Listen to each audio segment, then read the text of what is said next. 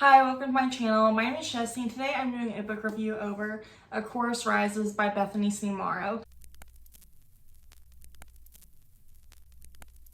I read and reviewed A Song Below Water last year and I absolutely loved that book. And I really wanted to make sure that once I got a chance to read A Chorus Rises, I wanted to make sure that I took the time to review it as well. I've already posted a little mini review over on Instagram and I still need to write a blog post review. But today I'm videoing my video review. I feel like I'm going to talk about this review in the same way I did my last video review, where I summarized the book, talked about what I did and did not like, and then give you my final thoughts. Before we get started though, I wanted to first remind you to take a minute to subscribe to my channel and like this video to make finding my content just a little bit easier. And also, I just want to warn you that there might be spoilers for A Song Below Water whenever I talk about this book, because in some ways I can't really adequately talk about this book without also talking about what happens at the end of A Song Below Water. So if you have not read A Song Below Water and you don't want that book spoiled, I recommend, coming back to this video once you've read A Song Below Water. I do not intend, however, to spoil this book in any way. So A Chorus Rises takes place about a year after the events at junior prom, in which Naima more or less taunted Tavia with the siren caller, and then Naima was turned to stone. Since then, a lot has come out about Tavia's side of the story, which all seems to paint Naima as a bad guy, including a new movie that has come out based off Tavia and Effie's story that shows a character who is not named Naima, but is heavily portrayed after Naima as a bad guy. And so Naima is dealing and struggling with, no longer being seen as this popular, favorable person that she's always been seen as. And she's also struggling, I think, with her aloneness and, what does she get from her aloneness if people don't love her? So at some point she decides that she wants to tell her side of the story, whether it be a movie or through a movie or however. And she ends up also going to visit her family, who lives, I think, in Arizona. And she hasn't seen a lot of this family in years because her family, her mom and dad and her, have stayed in Portland, Oregon for a long time, just because that is seen as essentially the siren capital in the US. And so that's just seems to be really a thing for them to just stay in Portland, right? During her time with her family in the desert, Naima learns a few things. First, she learns that there's more to her aloconess than just being able to have a charming voice and be a charming person. And she learns what her true power really is about. And she also she learns about this group of people who have supported her through this whole thing, even after it seems to her that everyone's turned against her. But she kind of learns that these people who are siding with her are not the greatest people. Normally I would talk about what I liked in the book before I talk about what I don't like, but in this case I'm going to talk about what I did not like first. The first thing I really disliked in this book that kind of made me struggle with it for the first half was Naima.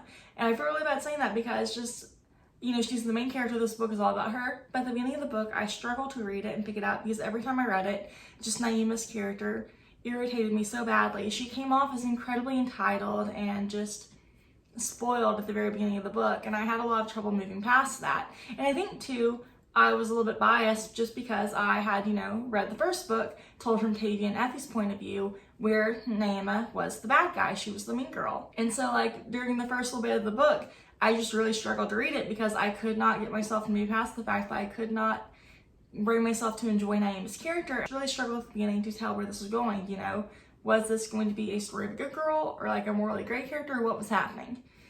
And so that was the main thing I didn't like. But then, when we move over to things I did like about the story, I have to say that in the end, I actually really ended up enjoying Naima's character. And I have to say this happened for two reasons. The first is, as the book goes on and you learn more about her character actually does grow a little bit. But she never grows in a way that changes who she truly is at the core, and I can appreciate that. I appreciate that, in the end, she is still kind of a little bit of a spoiled girl, but she has grown to see that there are more important things than, how important it is for everybody to love her. But while I was reading the book, two really important comments stood out to me that kind of helped me move past my biases a little bit. First, whenever Tavia is visiting her family, she has this cousin named Courtney who is about the same age as her, and he says something along the lines of, you and Tavia were both bad guys to each other, you both did wrong to each other, and neither of you were right, and you've both done plenty of harm. And that kind of made me yeah, Tavia did kind of mess up at the end of her book, where she, had Naima turned into stone. That made sense. I was like, okay, I can kind of see that. That kind of, doesn't really completely fix the bias, but I'm able to, I guess, do a bit more self-reflecting in that sense and kind of look harder at Naima's character. And then at some point, I can't quite remember who she was talking to, but Naima makes a comment, that no one had ever really seen her as a mean girl. There was no one she didn't really get along with except for Effie and Tavia. And so this whole issue really started because she, Tavia, and Effie were three girls who just didn't get along. But then once, the siren story broke, their three-person feud just became this big issue, this bigger issue than it ever needed to be, right? And that made sense to me because it's if the siren story hadn't broke, then most people wouldn't know that Naima didn't get along with Tavia and Effie, and that, Naima did taunt Tavia a little bit more than she might have should have, and that Tavia did have Naima turned to stone, which she shouldn't have done when she didn't know for sure if there was a way to, save her, right? So I really did enjoy that. As much as I disliked Naima at the beginning of the book, that towards the end of the book, while I didn't love her, I appreciated her character, and I felt like I understood her character in ways that I hadn't when I started the book, and I just appreciated who her character was more than I did at the beginning. Another thing I really enjoyed about this book was the format it was told in. So A Song Below Water alternates between Tavia and Effie's points of view, whereas A Chorus Rises, Naima is the only person with a POV chapter. So the book alternates between Naima's point of view, and then it alternates between news articles, journal articles,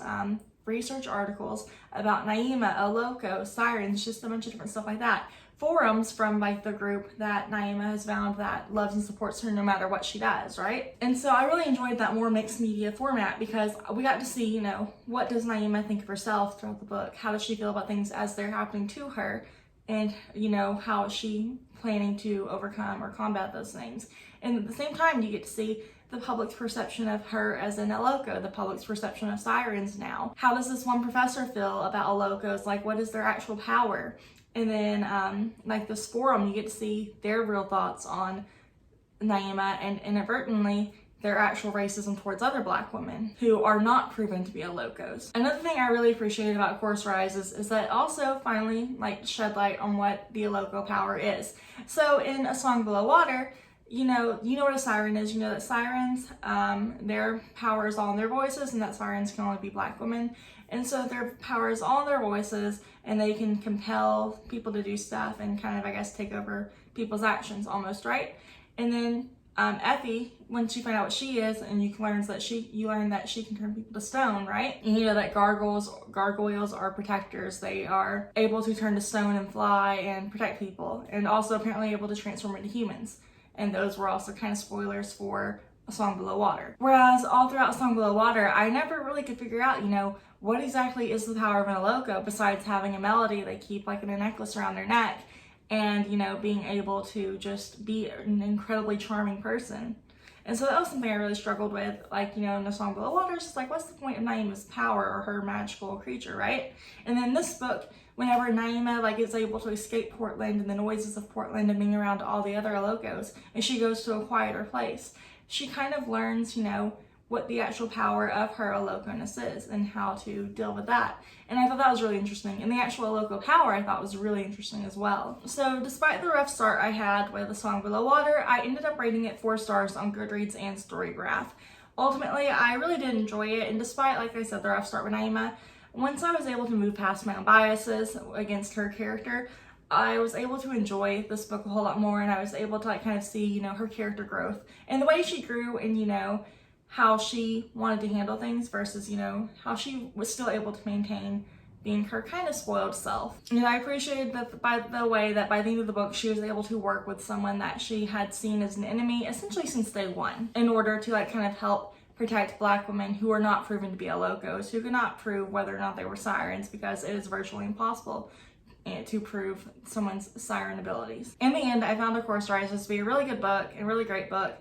And I also found it to have a really nice alternate view on the story, different from Tavia and Effie's, and from them being the good guys that we follow to Naima, who was the portrayed bad guy, now telling her side of the story, at least to the reader, and determining whether or not it's worth the harm it might cause to tell her side of the story to everyone. A Chorus Rises is also a book that I really want to eventually go back and reread just because my feelings on Naima changed so much throughout the book. I want to go into this book another time with, a fresher mind and kind of see, how I feel about I'm at the beginning now that I know everything from the end. Anyways though, if you have read A Chorus Rises or even A Song Below Water, please let me know your thoughts in the comment section. And thank you so much for taking the time to watch this video. I will talk to you later. Bye.